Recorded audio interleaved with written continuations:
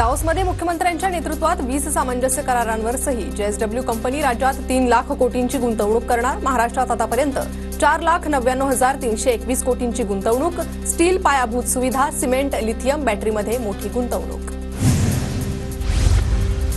महायुतीत नाशिक रायगडच्या पालकमंत्री पदाचा तिढा कायम राहण्याची शक्यता। शिवसेना आणि राष्ट्रवादीकडून दबावाचं राजकारण सुरू। बीडच्या मांजरसुंबामध्ये ज्योती जाधवच्या नावे 9 एकर जमीन। सुरेश धस यांचा दावा, तर जमीन खरेदी केल्यापासूनच आम्हाला त्रास सुरू। शेतकरी मुकेश रसाळ यांचा आरोप।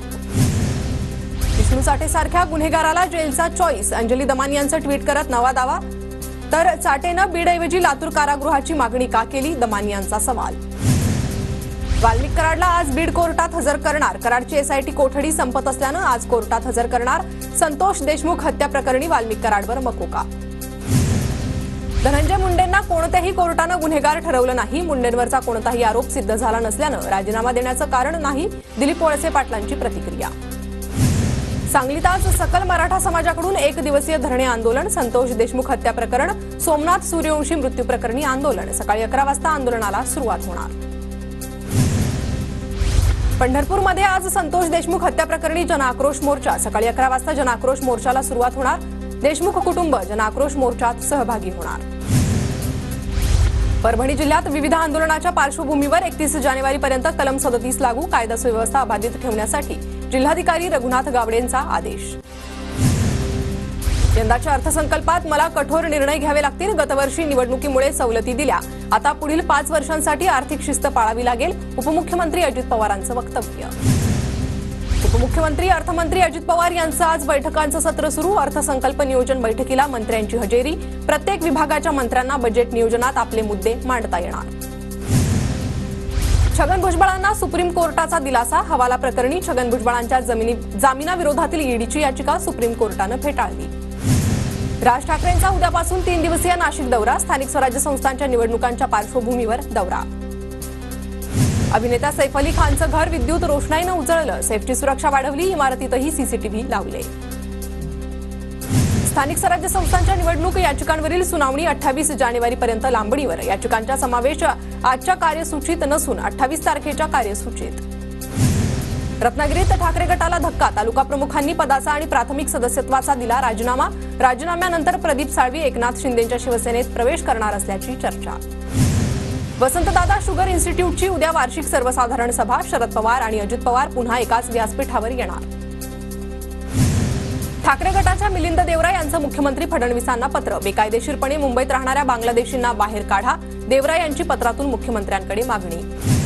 छत्रपती संभाजीनगर शहरात बांगलादेशींचे सर्वेक्षण होणार। सर्वेक्षणातून बेकायदेशीररित्या राहणाऱ्या बांगलादेशींचा शोध घेणार। छत्रपती संभाजीनगरचे पालकमंत्री संजय शिरसाट यांची माहिती। व्यापार चिन्हाच्या मालकीवरून अभिषेक लोढा आणि अभिनंदन लोढा यांच्यात वाद। अभिषेक लोढा यांच्या कंपनीची हाऊस ऑफ अभिनंदन लोढा या कंपनी विरोधात याचिका। लोढा हे नाव वापरण्यापासून रोखण्याच्या मागणीसाठी हायकोर्टात याचिका। छाननीच्या नावाखाली सरकारनं लाडक्या बहिणींचे अर्ज बाद केल्यास राज्यात मोठं आंदोलन करू। अनिल देशमुखांचा इशारा, तर बहिणींना 2021 रुपये देण्याचं आश्वासन त्वरित पूर्ण करा। देशमुखांचं फडणवीसांना पत्र। बीडमध्ये धनंजय मुंडे यांनी घेतलं संत वामनभाऊ यांच्या समाधीचं दर्शन। संत वामनभाऊ यांची आज 49वी पुण्यतिथी।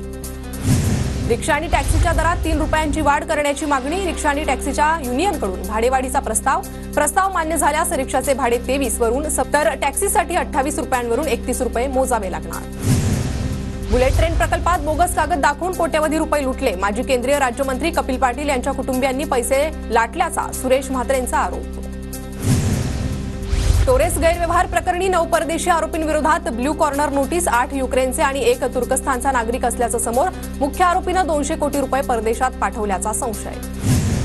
मुंबई पुणे एक्सप्रेस वेवर आजपासून 3 दिवस ब्लॉक। आजपासून ते 24 जानेवारीपर्यंत दुपारी 12 ते 3 दरम्यान ब्लॉक। एक्सप्रेस वेवर गर्डर बसवण्याचं काम असल्यानं वाहतूक बंद। मुंबईतील तापमानात घट। पुढील 2 ते 3 दिवस तापमानात घट होण्याची शक्यता। उत्तरेकडून येणाऱ्या वाऱ्यांमुळे मुंबईत गारवा राहणार, हवामान खात्याचा अंदाज। बीकेसी परिसरात वाहनांची वर्दळ वाढल्यानं वाहतूक कोंडी रोखण्यासाठी मुंबई पोलिसांकडून वाहतुकीत बदल। मुंबई आणि ठाण्यात विनापरवाना औषध विक्री करणाऱ्या कंपन्यांवर छापे, अन्न व औषध प्रशासनाची कारवाई. तर याच घरपोच सेवा पुरवणाऱ्या कंपन्यांकडून 16,700 रुपयांची औषधही जप्त. पुण्यात गुइलेन बॅरे सिंड्रोमचे 24 संशयित रुग्णांची नोंद, आरोग्य विभागाकडून शीघ्र कृती पथकाची स्थापना. पिंपरी चिंचवड आरटीओला 18 कोटींचा महसूल, मागील वर्षी 2,40,000 लोकांकडून लर्निंग आणि driving licence test. Nagpur Goa Shaktipeeth महामार्ग रद्द करा, अंबाजोगाईतील शेतकरी आक्रमक, बीडच्या अंबाजोगाईतील 5 ग्रामपंचायतींचं उपजिल्हाधिकाऱ्यांना निवेदन. स्त्री रुग्णालयात स्वच्छतेचे 3-13, नवीन रुग्णालयात सर्रासपणे डुकरांचा आणि कुत्र्यांचा वावर, रुग्णांच्या आरोग्याशी खेळ. ढगाळ वातावरण आणि दाट धुक्यांमुळे हरभरा पिकावर अळी आणि मर रोगाचा प्रादुर्भाव, उत्पादनात घट होण्याची शक्यता. तर 26 जानेवारीपर्यंत ढगाळ वातावरण राहणार असल्याचा हवामान विभागाचा अंदाज. बुलढाण्यात ढगाळ वातावरण आणि धुक्यामुळे तूर पिकाला फटका, तुरीच्या उत्पादनात मोठी घट, शेतकऱ्यांना आर्थिक संकटाचा सामना, तुरीच्या लागवडीचा खर्चही निघत नसल्यानं शेतकरी हवालदिल. नांदेड जिल्ह्यात तूर काढणीला सुरुवात, मात्र दरात घसरण, ऐन हंगामात तुरीला केवळ 7,000 रुपये प्रति क्विंटल दर मिळत असल्यानं शेतकरी अडचणीत.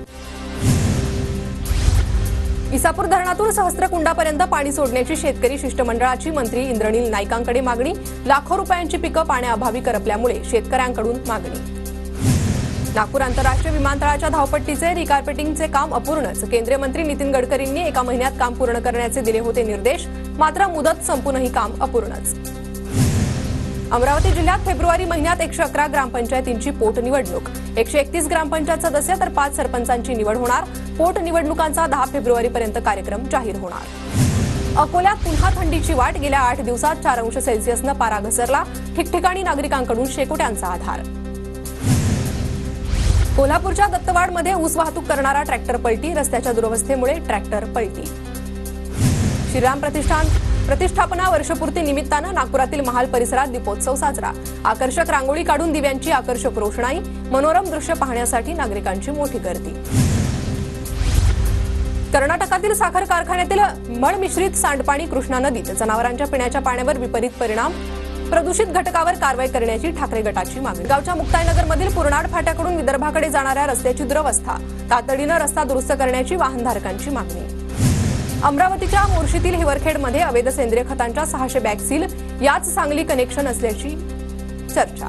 चिपळूण आणि गुहागर परिसरातील जुगार अड्ड्यांवर पोलिसांची धाड, कारवाईत 12 जणांवर गुन्हा दाखल, कारवाईमुळे जुगार अड्डे धारकांचे धावे दणाणले. कोल्हापूरच्या इचलकरंजी शहरातील कापड व्यापाऱ्याची तब्बल 90 लाख रुपयांची फसवणूक, एकूण 3 जणांवर गुन्हा दाखल, तर राजस्थानमधून 2 आरोपींना अटक. प्रवासी महिला चोरट्यांच्या टोळीला अमरावती पोलिसांकडून अटक, पोलीस आयुक्तांच्या विशेष पथकाची मोठी कारवाई.